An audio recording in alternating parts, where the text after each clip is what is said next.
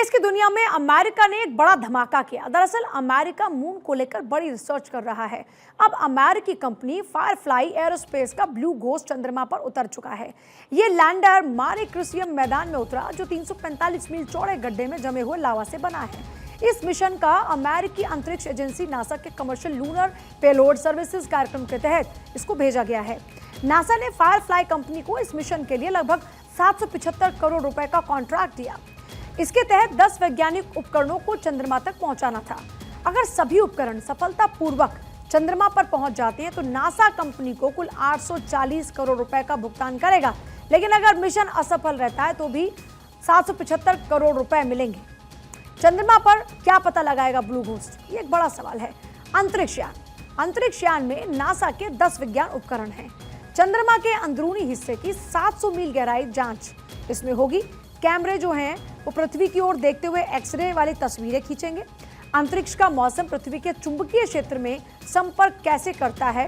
एक कैमरा चंद्रमा की सतह पर लैंडर की तस्वीर भी लेगा। इस मिशन की शुरुआत 15 जनवरी 2025 को हुई थी। इस स्पेसएक्स फाल्कन 9 रॉकेट से लॉन्च इसको किया गया था। इसके साथ ही जापानी अंतरिक्ष एजेंसी का हकुटो M2 मिशन भी उसको भेजा गया था।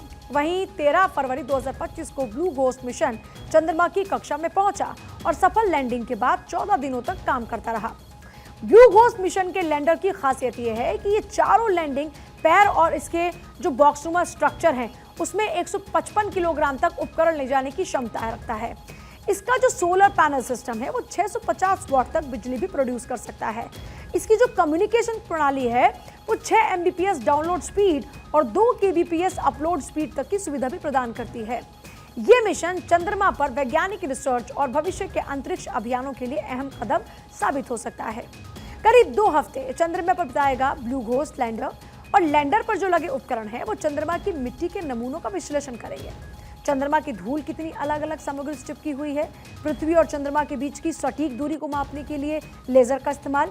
ब्लू घोस्ट चांद की सतह पर डेटा को इकट्ठा करने में करीब 2 हफ्ते बिताएगा। नासा ने कहा है कि इन मिशनों पर वैज्ञानिक प्रयोग और प्रौद्योगिकी प्रदर्शन से वैज्ञानिकों को चंद्रमा के दक्षिणी ध्रुवीय क्षेत्र को बेहतर ढंग से समझने में मदद मिलेगी, जहां भविष्य के मानव युक्त मिशनों के उतरने की उम्मीद है।